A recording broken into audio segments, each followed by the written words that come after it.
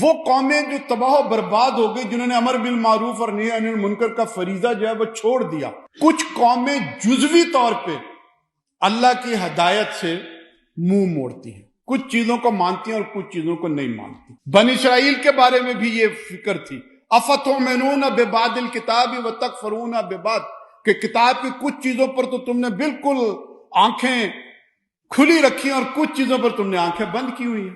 یہی مرض اس امت مسلمہ میں بھی پیدا ہو گیا ہے کہ ہم نے کچھ چیزوں کی تو بڑی فکر کی ہوئی ہے اور اس پر ہمارا پورے کا پورا معاشرہ متحرک ہو جاتا ہے۔ موٹر وے کے اوپر ایک حادثہ ہوا، ایک عورت کی رات کے وقت بے حرمتی ہوئی۔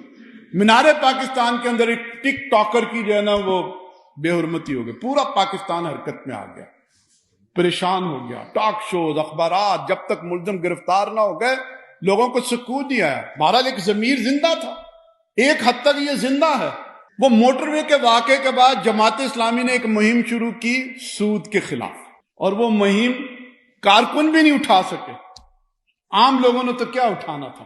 اب یہ دو برائیاں ہیں، ایک موٹر وے کے اوپر اور ایک مینار پاکستان۔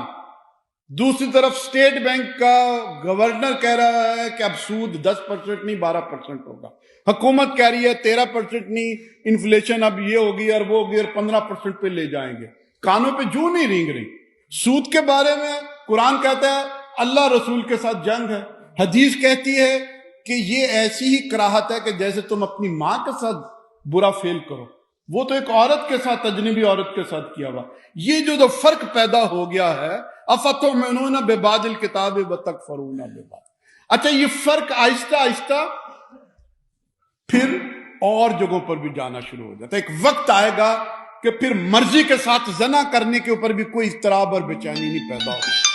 یہ وہ چیزیں ہیں کہ جس کی طرف ہمیں متوجہ کرنے کی ضرورت ہے کہ اس سوسائٹی کو ہم نے کس طرح سے تبدیل کرنا ہے، اور اس تبدیلی کے لیے ظاہر ہے کہ ہمیں خود یہ سوچنا چاہیے کہ دین صرف مسجد اور قرآن اور کلمہ اور یہ ساری چیزیں نہیں ہیں، یہ پورا زندگی کا نظام، یہ پورا دین ہے۔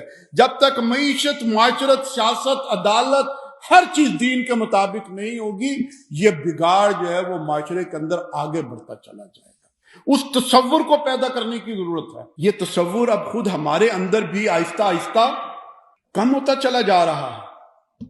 الخدمت کے لیے لوگ اپنی جیبیں نکال رہے ہیں، نماز کے لیے لوگوں کو کہا جائے آ جاتے ہیں، لیکن جب لوگوں کو کہا جائے کہ بھائی وومن پروٹیکشن بل کے اوپر احتجاج کرنا ہے، سود کے خلاف جلسہ کرنا ہے، حکومت کی قانون سازی کے خلاف دھرنا دینا ہے، تو ہمارے اپنے کارکن سمجھتے ہیں کہ اس دھرنے، جلسے اور پروگرام کے لیے پیسے دینا، وقت دینا، دھرنے میں جا کر وہاں پر وقت لگانا، پتہ نہیں نیکی کا فرشتہ اسے پلڑے میں نیکی کے ڈالے گا کہ نہیں ڈالے گا۔